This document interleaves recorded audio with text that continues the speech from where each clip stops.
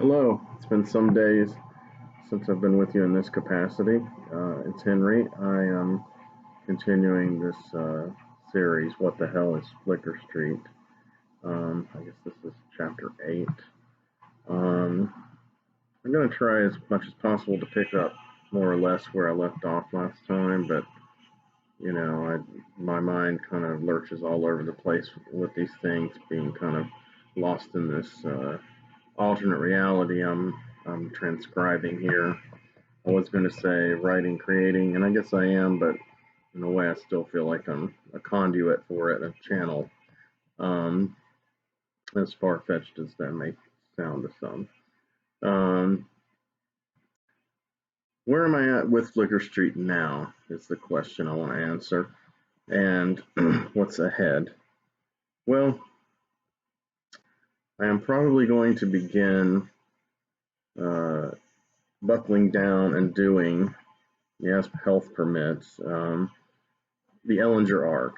Beginning with Ellinger, it's kind of a austerity kind of reset the status quo, so to speak. Not a retcon, not a throwing the baby out with the proverbial bathwater of what came before, but a great deal of characters were killed in austerity. A very large amount of dead wood was trimmed from the tree, and now I feel like I can begin on a plane and go, this is where these characters are in 2010 in their world, and they haven't caught up to us yet, and go from there. 2010 to 2014, 5 complete years will be the Ellinger arc. It will examine several key points, some themes, and a few critical arcs. So Ellinger himself is an arc. Who is Ellinger? That's one I'll be looking at. At first, he's kind of a mysterious, a name only. Ellinger is first introduced by me in my story proper toward the end of the austerity arc. I guess around the year 2007, maybe 2/3 toward the end of the austerity storyline. And in that case, two of our major protagonists, Leo Rosegrave and Simon Boom, have found themselves both committed to a mental hospital in Beckett, Massachusetts, which is a small burg just north of Hallmark, northwest,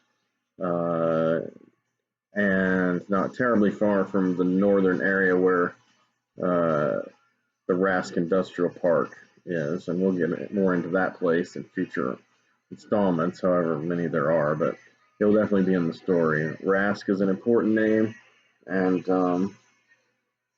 a lot will come of this. So, and a lot of it links back to what I was discussing in the last installment or two about Eos and Karnata and the presences and their millennia old, aeons old connections to planet Earth.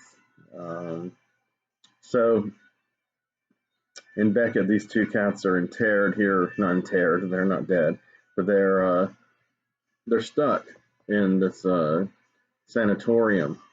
It's an old sanatorium, and it was converted in the early 20th century by a man called Donald Beckett, and he did some really nasty experiments on some of the patients there, kind of tested the limits of what could be done for human endurance. This was probably taking place, hard to say, I haven't pinpointed it, but I would have to say his adventures in Beckett took place either just post World War I or just pre-World War II, somewhere in that range, perhaps like 1919 to around 1937. He was a younger man then, and his real name was Donald Rickards, and he was to end up becoming one of the founders of Skull Corp, which was considered for many years to be the adversarial organization in my storyline, the adversaries of the aggregate, the good guys, the heroes, and also the adversaries of the government, spy group, React, which is kind of like if you took CIA and Shield and smashed them together and corrupted them even further, you'd have React. React has its nose in everything. Its name even implies it's a reactionary force. It's keeping tabs on us. It's shaping policy. It's destabilizing governments. It's raping natural resources under the auspices of fighting for freedom for the United States. It's everything evil the United States is, has been, and will be. It's fallen into a lot of different hands, though. Not only has the government had possession of this, but so have others. Some who have claimed to be would-be world conquerors, so to speak, and some who would-be world leaders, revolutionaries, shifters in human consciousness. The latest of these is Ellinger. In our current time frame, 2010 2014, Ellinger is in control of large pieces of React. We'll get into how all that happened as much as we can in this installment, but more in the next ones. So, brass tacks. Donald Beckett founded this sanatorium, and or he took it over rather. He built a town around it, and kind of held sway over this. Of course, the fact that Beckett wasn't horribly far from Mount Mosaic, where a lot of the alien tech secrets were buried, was also another reason for his pinpointing this locale.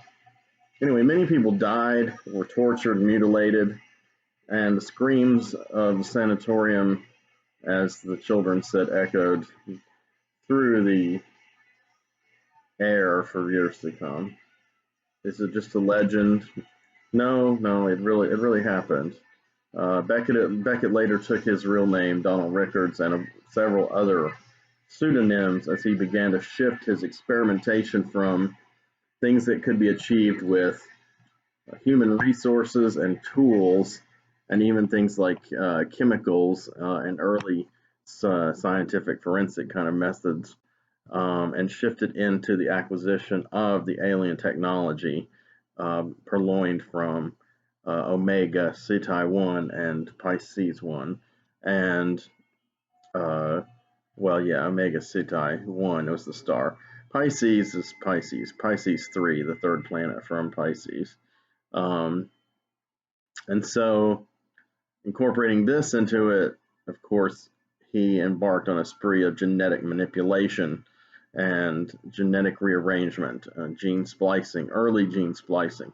He was a mad genius. I mean, the guy had basically started his career toward the end of the 19th century, a failed doctor who was, performing, horrid, free abortion, well, cheap, not free, nothing was free with this cat, horrid, horrifying, inexpensive abortions in alleyways in Massachusetts. So he was kind of a pariah, and when he took back then he was known as Linson Rickards, and as time went by, he found some ways to slow his aging, extend his lifespan, and a lot of these were derivative of the Piscean dark magic and the fluids and the alchemical fluids that had been brought to Earth via the Exodesians, and that some of the Exodesian founders of Hallmark had brought with them in a highly diluted form. They didn't have the science, though, to synthesize these things, and where we're at with human medicine in America at that time, it wasn't enough to synthesize them into any kind of potent form. A lot of guinea pigs were preferred to Dr. Rickards, and a lot of them died. Some of them some really unsavory things happen to them. An occasional extra limb or protuberance might appear. Cancer might ensue. Of course, madness was often a byproduct. Um, in time, Rickards began to uh, impersonate his own son, Donald, rather, Donal, the Irish. And then it's when he slid into the Donald Beckett persona, and he had quite a few others along the way. Around 1950, he made a partnership with scientific prodigy Phileas Caleb, who was a good bit younger than him, who was a very timid, withdrawn Jewish lad. He was also a closeted homosexual, as most were in those days, unfortunately. He had a lot of frustrations toward the world and a lot of, I guess you could say, scores he wished to settle, but knowledge was his frontier, and eventually acquiring power through knowledge, then he could gain power over those he felt had wronged him, those he felt would be in his way as he climbed up the power ladder. And these two men were key cornerstones of an organization variously called the Machine and Skull Corporation and Skull Corp. Skull Corp was founded with that name by a man called Bromley Chamberlain. Bromley Chamberlain was actually a man called Keosong Kwa, who was from a tradition of mystics and martial artists in Asia, in one of the mysterious mountains, and there was Feng Ki Gate, and Feng Ki was a monastery. Basically, it was a Shaolin-esque monastery, heavily fortified, and a Pan-Asian grouping, people from Asians from different countries, not just Japan or China, had mingled together to create this kind of organization. And within there was a peaceful side to Feng Ki, a serene side of wisdom, and then there was kind of an evil side, and that was personified by a group called the Hei Naodai, which roughly translated as the Black Skull Society. Through accident of his birth, this man, Bromley Chamberlain, or Keosong Kwa, as he was born originally, was the heir apparent to the Tamerlanes, who were considered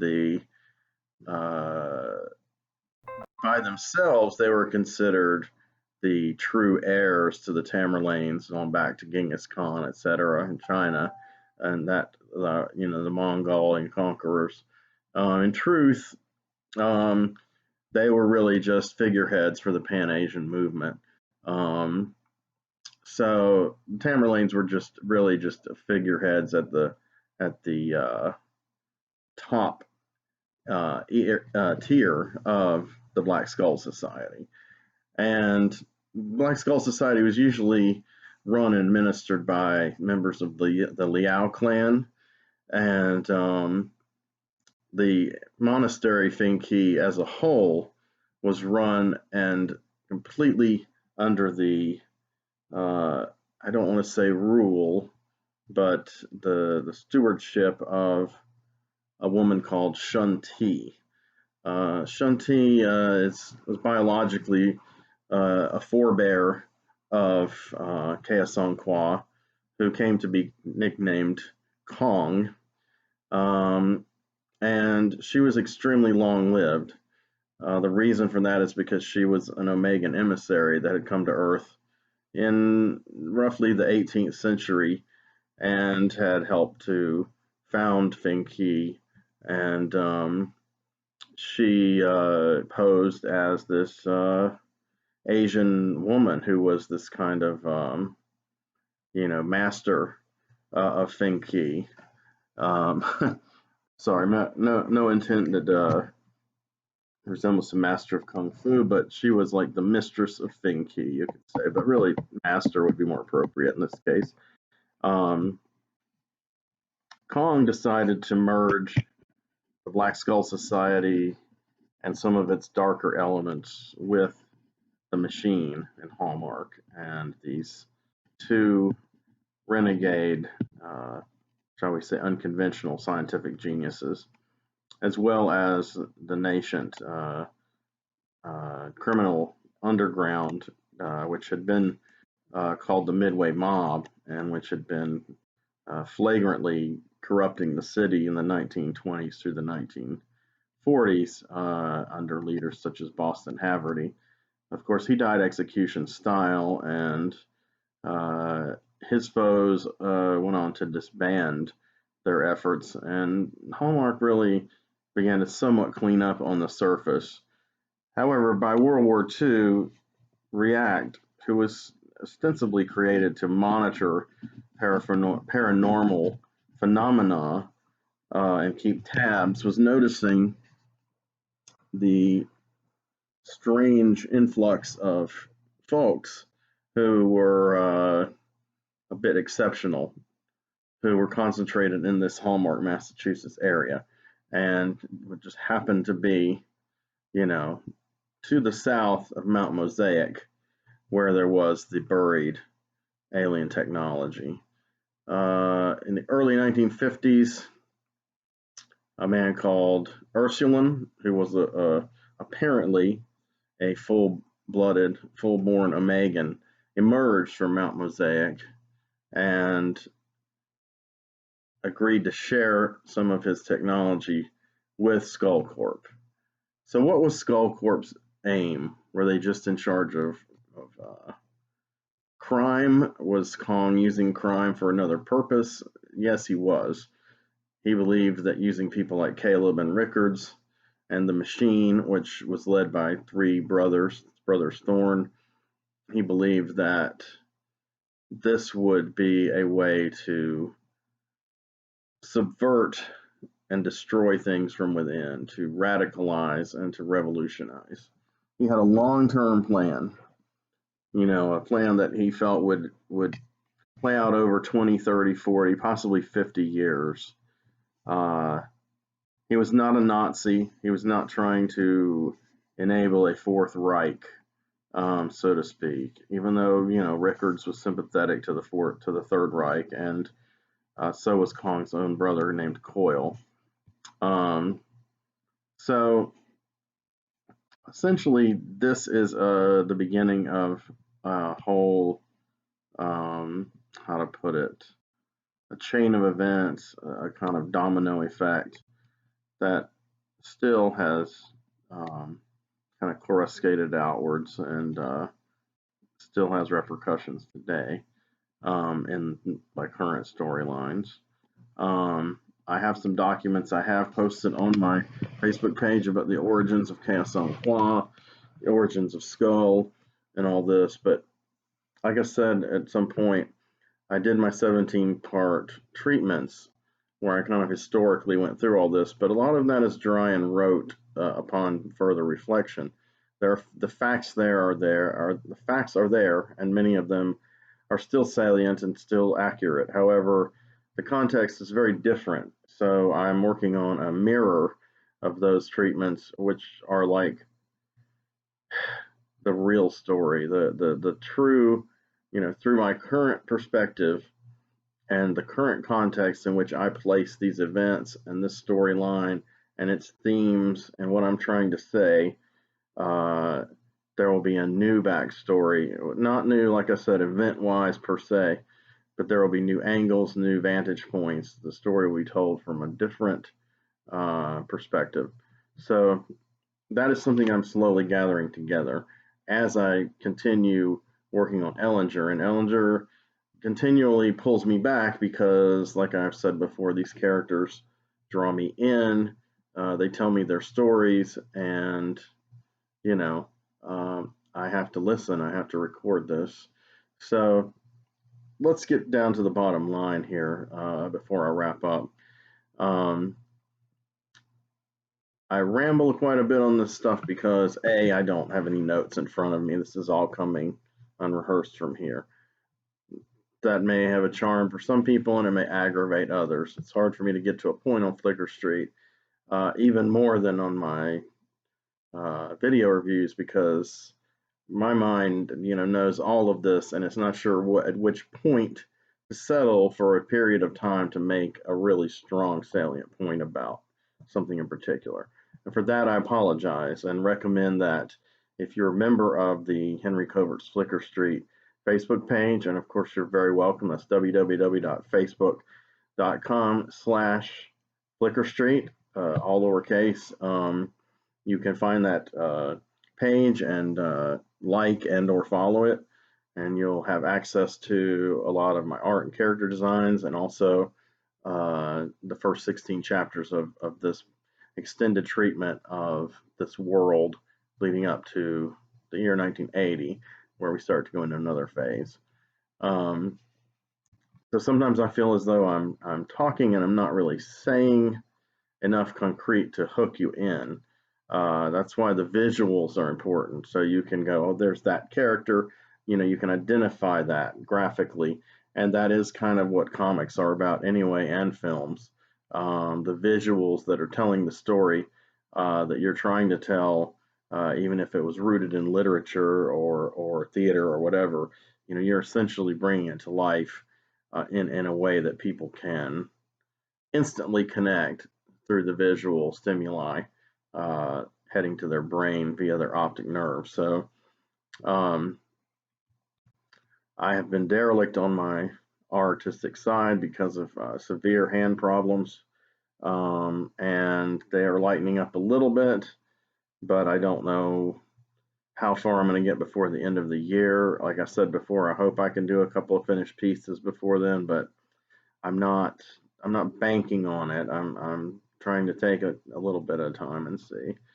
A few very skeletal sketches are about all I can muster right now, and as far as that goes. But anyway, this is kind of a stopgap measure chapter here, just to kind of say, hey, I'm still here doing this, and next time I'll have my thoughts and my notes, everything more together. I'll try to actually have some notes, let's put it that way, and we'll be able to get into a little bit more of a linear recitation of events, a litany of items to discuss. But I think, I'm slowly creating this infrastructure for this world through these talks, through the treatments, through my art. But the story itself that I'm going to hit the ground running with is going to be Ellinger. And Ellinger will be a story that will be in the present of the Flickr Street world, but will also have frequent flashbacks and reference back to everything that's come before, either the things immediate before it in the austerity arc, or drawing on the fragments in the backstory treatments. And as I finished re-editing the backstory recently and posting them on the Flickr Street page on Facebook, I was cognizant of the threads that tied directly into Ellinger, things that took place in the 60s, 70s, and 1980 that would have direct repercussions in the 2010s part of my story. So that 30 years, a lot of things from prior to that, prior 1980 and prior, could reawaken. And I found myself also kind of pulling out some characters that I had not worked on some since high school, that were that I'd practically forgotten, but that I thought I never really developed them as a kid. I liked their names, I liked their abilities somewhat, I liked what little I could glean of their personalities, and I knew I could recontextualize them. And so I kind of did that when my major villain in Ellinger, Kyle Fabricant, decided to gather an assassin squad. I was able to take these older villains and just basically say that most of them had been in prison for most of the ensuing 30 years, you know, at least since the 80s, if not earlier, and that they were now middle-aged men who needed work, and they still had some of these abilities. So, you know, I brought in a number of these characters that I'd created. Um, yeah, I mean, mid 1980s or even earlier, when I was kind of working on the transition material between my version of what Thomas would set up and what became the foundation of Flicker Street proper. Um, when I tried to have my own little comics group in high school, and that failed. Um, Characters like Marklin, who was a cyborg assassin, and Hellbent, who had some kind of flame or hellfire kind of powers, and um, there was a bunch of these. Dominac, he was a superhumanly strong black man, kind of evil Luke Cage kind of character. I had made these characters up a long time ago, in the early 1980s to mid 1980s at the latest. Um, but they weren't really part of the new shift in storytelling that I began in 1986, some of which was curated by the guy I'll call JJ, um, much less any of the material post that period, 1988, on all the way up to the present, which has been just me doing this. And I have, uh, I'm using as many characters as I can from my earlier years that will still work. I mean, I had gotten rid of a ton of them and retconned them away because I thought they were stupid, and a lot of them have turned out to be stupid. But the kind of characters I'm talking about now were minor, you know, supporting little characters that did have potential to be contextualized in the later um, stories, which, you know, had so much to do with espionage and assassins and revolutions and things of that nature. So, in any case, I'm probably going to sign off now, perhaps prematurely, but I want to kind of, you know, I'd rather leave on a decent note than just flog the dead horse. Uh, who knows? I may not even post this, but if I do, I hope you get something out of it. And next time I'll have a lot more of a concise, hopefully, and focused thing. It may be a few more days because I'm going to mainly be working on these Halloween videos. And after that, we're going to get back into Flicker Street full on. And I'm probably going to retroactively retitle these videos. They were called OTV, OTV1, 2, 3, 4, 5, 6, 7. But that meant off-topic video at the time, which meant that these were just kind of a subcategory of my videos on my channel. But you know, they ended up becoming kind of the dominant one for me talking, you know, about myself and my work. So they're not really off topic. If anything, um, the video series, the blue reviews, are off topic from that, but they have their own identity, so I'm not going to mess with that. So these I'll probably just retitle with like, what the hell is Flicker Street 1, 2, 3, etc., and just knock this OTV thing out of it. In case anyone was wondering what the hell that meant, I may have explained it on the first video. So anyway, keep creating, keep enjoying creativity, keep your love of art. It's our solace right now. The world is kind of crumbling in many ways, and this is what we have that will get us through and, you know, keep us strong. At least that's how I see it, because I don't feel the alternatives, such as violence, power, money, war, are doing anything but escalating us toward the end. So I feel like art is closest to a religion I've ever had, and is certainly the most powerful antidote to this madness that kind of is enveloping the world. Pardon my musings here. Take care. Thank you. I appreciate you listening.